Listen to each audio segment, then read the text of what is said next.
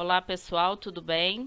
Vamos fazer a correção das atividades de geografia do 8º ano, da semana 4 do nosso plano de estudo tutorado, tá? É a última semana do nosso plano de estudo volume 1. Vamos ver, então, quais foram as atividades que fizemos essa semana. Então, a atividade número 1, ele vai falar assim para nós.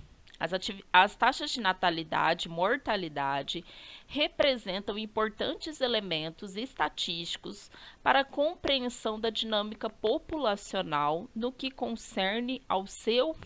A gente vai ter aqui, né, algumas opções, né, algumas alternativas. A, nível de fecundidade. B, crescimento natural. C, crescimento absoluto, ou D, índice de densidade demográfica. Lembrando, pessoal, que a taxa de natalidade, tá, refere-se à quantidade, né, de crianças nascidas em um determinado ano, né, eles calculam em um ano a quantidade de crianças que nasceu.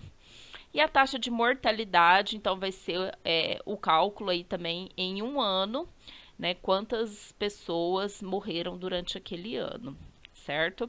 Então, esses dois índices aí, né, somados juntos, né, o que ele vai contribuir aí para a gente compreender a dinâmica populacional? Essa dinâmica populacional, pessoal, é como uma população de um determinado local, de um determinado país, ele se comporta, tá?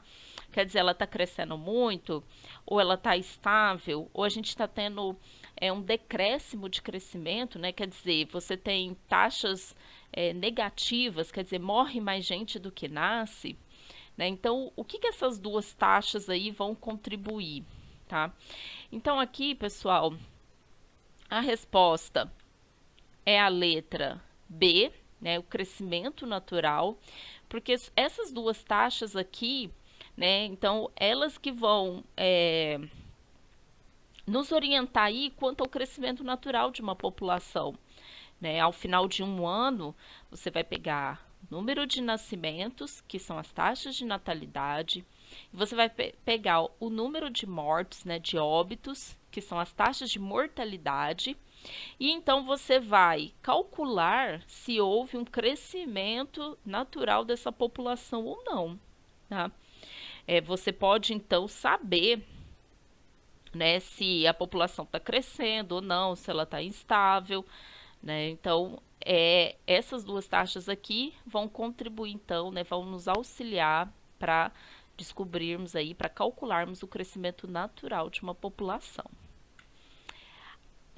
Para a atividade 2 e 3, ele vai pedir para a gente observar aqui as pirâmides etárias brasileiras em três períodos diferentes, aí, em três anos diferentes, né? A primeira, a gente vai ter aí o ano de 1980, depois 2015 e uma projeção para 2050. Tá? Lembrando, pessoal, pirâmide etária, né? Lembrando aqui, ó, que lembra bem o formato aqui, né, de pirâmide, por isso que a gente, né, por isso tem esse nome. Aqui a gente vai ter a quantidade de população em faixas etárias e separados em homens e mulheres, certo? Então, aqui, em cada período, a gente vai ter, então, quantas pessoas tinham de 0 a 5 anos, tá? Então, aqui, ó, a gente tem, ó, aqui tá em porcentagem, tá? Então, ó, 3% dessa população, ó, ela tinha 0 anos, né? Ó, a gente tem aqui, ó, entre 3 e 2%, né? Na faixa etária de 5 a 10 anos, né? Então, pessoal, a gente tem aqui, ó, que menos, né, de 1% da população, né, homens e mulheres tinham, né, acima de 70 anos. Então, essa pirâmide vai nos mostrar aí, né, como que está separada a população de acordo, então, com as faixas etárias, tá? Então, a gente costuma colocar o quê? Que de 0 até 19 anos são jovens, tá? Então, aqui a gente vai ter o quê? A base da nossa pirâmide, a base.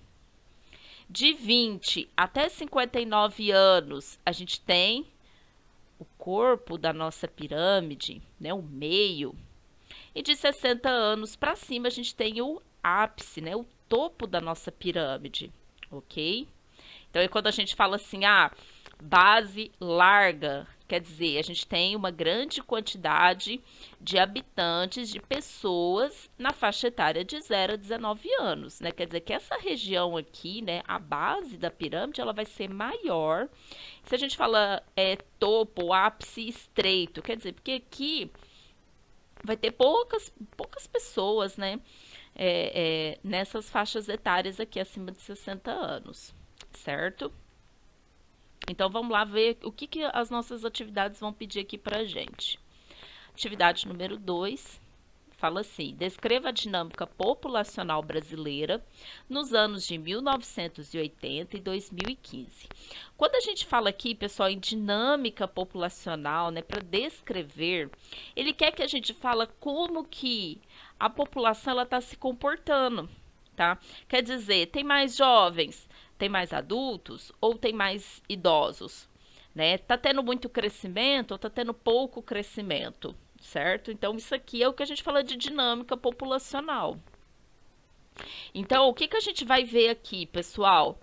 Até 1980, o Brasil ele era considerado um país jovem, né? Nós podemos ver que há uma grande, a gente tem aqui uma base, né, até 20 anos bem largo, mas a gente ainda continua, né, com uma grande quantidade aqui de pessoas aí na faixa aí, vamos colocar o quê?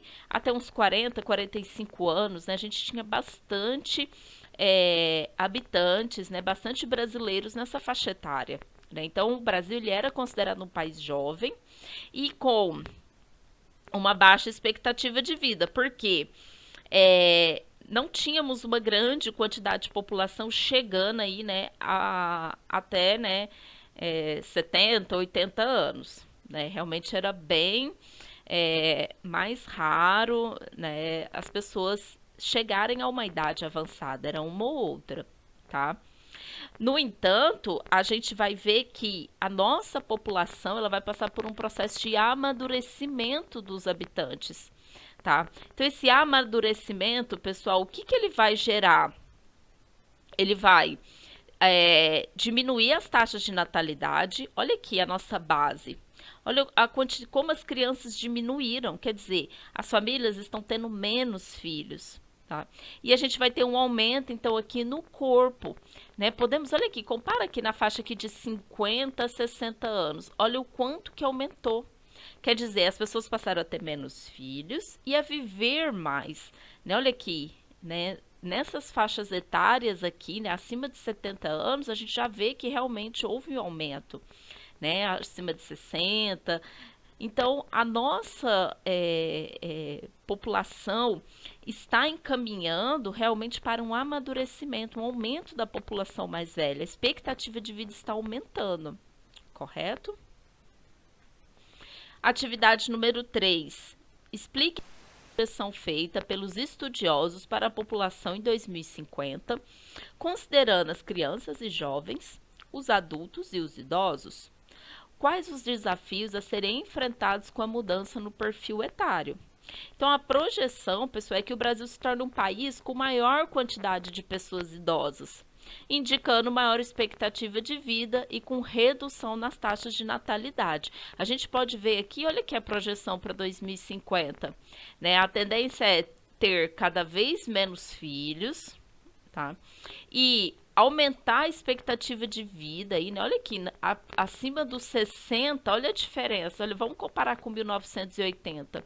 Olha a diferença aqui, né, dessas pirâmides. Olha a quantidade de tanto homens quanto mulheres acima de 60 anos. Tá? E aí, essa expectativa de vida, né, maior, né, as pessoas vivendo mais, a gente vai ter alguns desafios, né, algo que as políticas, né, do governo precisa mudar para enfrentar esse envelhecimento populacional, tá? Então, aqui, quais vão ser os desafios? Com esse envelhecimento populacional e a carência de suporte necessário, quer dizer, a falta, né, de um suporte necessário a essa população idosa, a sociedade deve estar consciente do preço que terá que pagar. Quer dizer, às vezes você vai ter que contribuir mais para a Previdência, para você conseguir, né, se aposentar mais tarde, porque o governo não vai ter como sustentar, né, não vai ter como pagar a aposentadoria para tantas pessoas, tá? E o Estado deve estar preparado para prover políticas específicas que assegurem uma atenção integral, reconhecendo as características do envelhecimento e consagrando a qualidade de vida.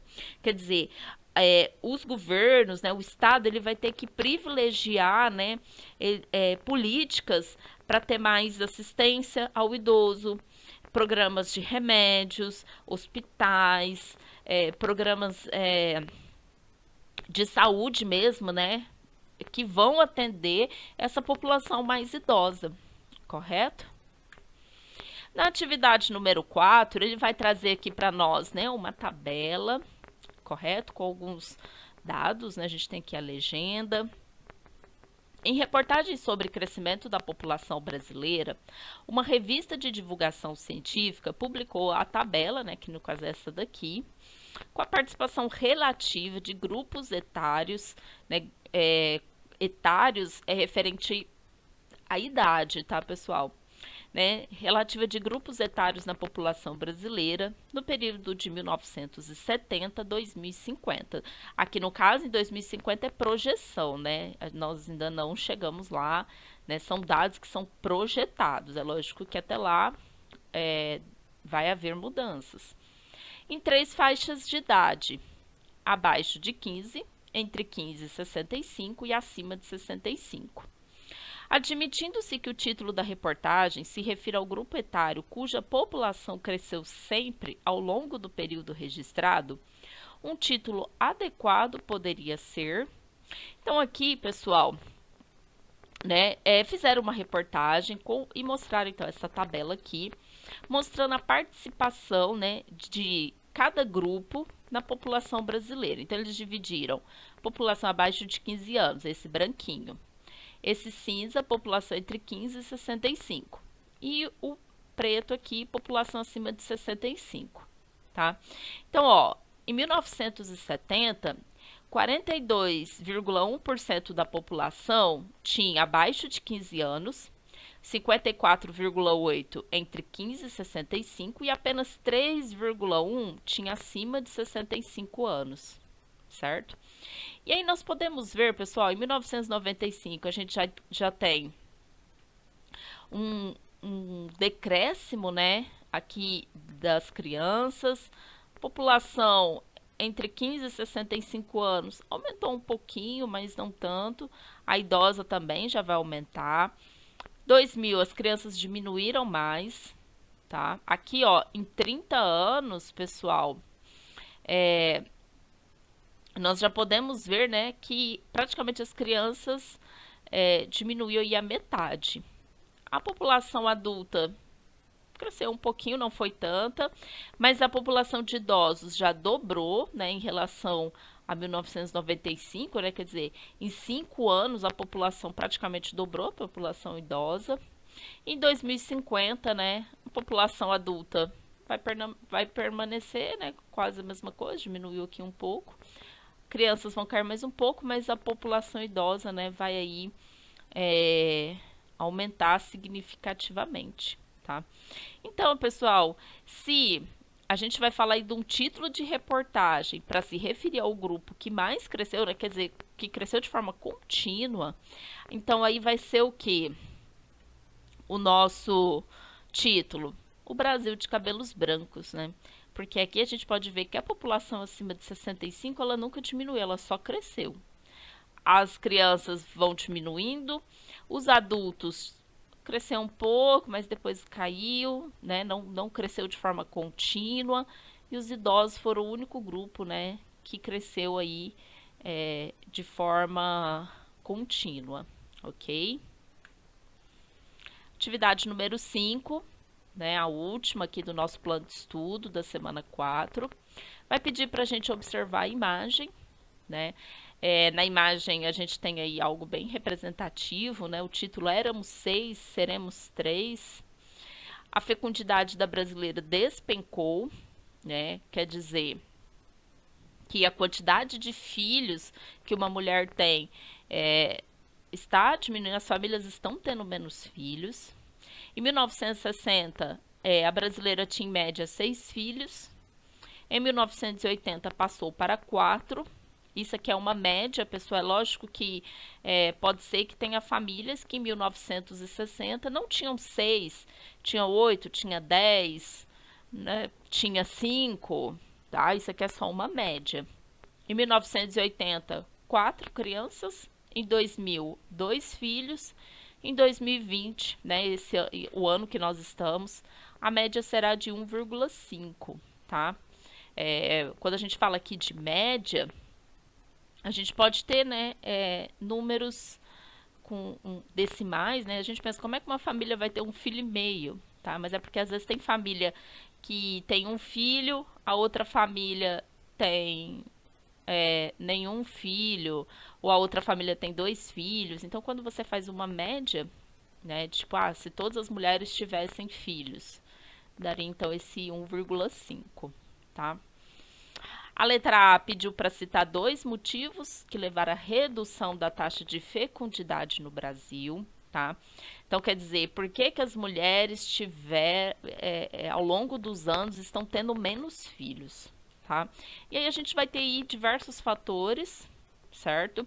Mas aí a gente pode citar aí como, vamos falar assim, os principais, que de repente foi o passo inicial foi maior acesso aos métodos contraceptivos, certo? E a maior participação da mulher no mercado de trabalho. A partir do momento que a mulher começa a trabalhar mais, que vai ser aqui, né, a partir dos anos 80, essas mulheres começam a participar mais do mercado de trabalho, elas começam a ter mais acesso a métodos contraceptivos, né, como anticoncepcional. Então, elas começam a ter filhos mais tarde, né? Elas se casam às vezes mais tarde, planejam, né, melhor. Se antes tinha 6, 7 filhos, começa a se ter 4, 3, né, 2, né? Então, quer dizer, já tem famílias que escolhem não ter filhos.